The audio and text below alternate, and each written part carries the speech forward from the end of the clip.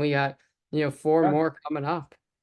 Yeah, first and foremost, thank you again for everybody's time. Much appreciated to our panelists and judges. A special thank you to the sponsor of the winner's prize from Public Rec, Tara. Thank you very much for the donation there. I know we have a lot of people and a lot of brands in here too. Quite honestly, if any of you guys brands, like if you want to send something to the winner, good on you. I'll drop my email in the link and you can ping me directly. There's no pressure, but I'm just saying, definitely a special thank you to Public Rec. I'll drop my email for something specific. Next up, we have our first semifinal, Chase versus Cassie, and they're going to be breaking down Pure Vita bracelets. So I will hand it off. All right. Cassie, you're going to be up first here. Oh man, okay. Hold on. All right. Let me know if y'all can see this. Yes? Okay, great. All right, someone start the timer. Okay. I don't have a cool mic set up, so I already feel like I'm at a disadvantage, but okay. I focused on the product display page last time, so this time I wanted to change it up a little bit. So I'm going to take y'all on a journey for the product list page, which I feel very passionate is an often overlooked page in the customer journey. Obviously the action usually happens on the PDP or in the basket, but especially when we're talking about jewelry and places where you can really merchandise and make things extremely desirable and help people build a style, I feel like the list page is where it's at. So I was previously on a navigation and taxonomy team in my career. So I feel very strongly that having a great filter or variable left nav experience is really important. So one thing that is just essential in terms of usability, just make this X outable. Like, when someone, especially on mobile, is opening up the filters, once they've gone through and started adding a bunch of filters to their selections, it makes it really difficult to then figure out how to get back out and see their results. So I would just bring that up to the top or make it even hover and stick to the bottom of the page. And another piece here that I think is important is showing the users how many product options are within each bucket. So I don't know when I go to select bracelets, are you going to show me 3 and then I'm just kind of disappointed, or do you have a ton and a huge assortment to choose from? So that's something that I would play with. I also really love having a dynamic left navigation if you're able to create that experience. So that would boost the filters available based on previous user engagement or just overall analytics for your type of user. So maybe new users, we know that they always come in and filter on their size, or someone who's shopped a lot may be looking for a specific collection. So I would just make sure that you're most engaged with filters are at the top of that experience, whether you're doing it dynamically with data or by manually boosting them.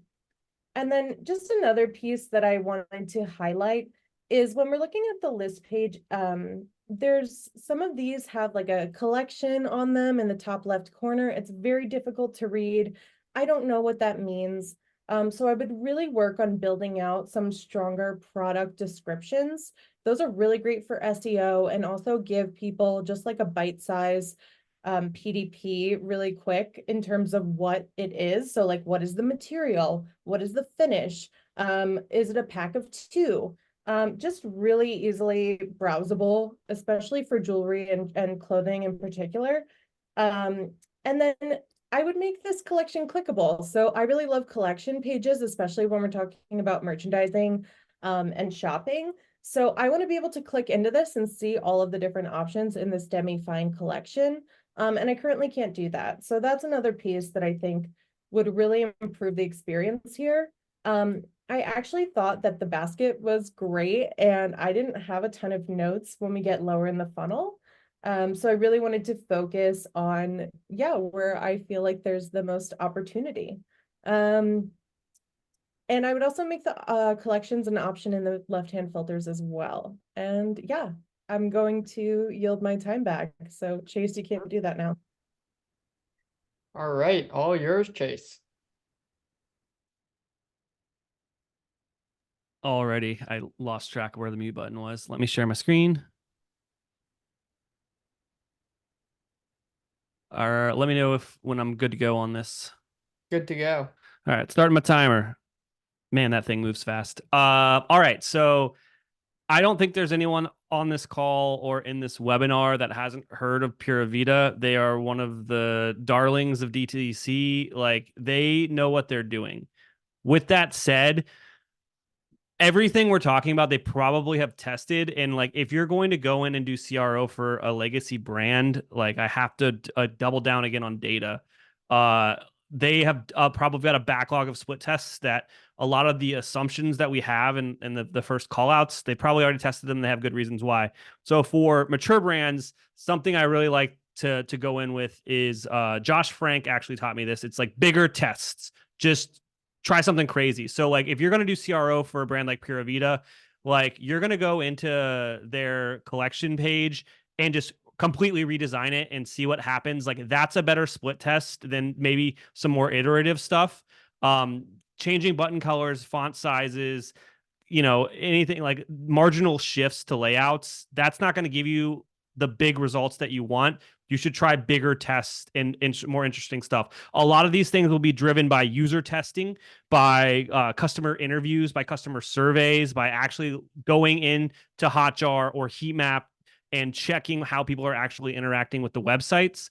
Now here's like the number one cheat that I would talk about here is Heatmap has this crazy thing where they will identify values driven by the layout of a collection page.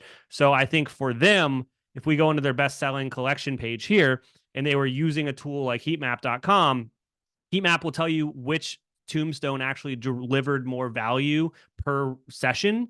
And then you redesign your entire collection page with a custom layout based upon the best revenue drivers. And that's like a big CRO winner there. Some call outs for just this brand in particular, like having such cheap products would be terrifying for me as an average order value and driving traffic to this. So I would like really lean into bundling, upsells and cross sells throughout the journey. I think this is trying to do it, but I think they could be more playful and trying to get more stuff in the cart. Ash's cart at Avi, who I was against earlier, they have an insanely good cart. It's really gamified. I would go check out their cart for inspiration. But whenever you have a low average order value product, you want to really incentivize bundling and upsells and getting more into the cart because that makes you closer to being profitable on first purchase. And then for some reason, I can't click into the checkout here, but I would guess that they maybe have some opportunity in checkout and post-purchase to, again, try to get more stuff into cart. I don't know. I leaned a lot into we need more data for a brand like Pura Vida. Maybe I didn't answer the question. I hope I win. I'm done. All right. We're launching the poll here. I will hand it over to Aaron.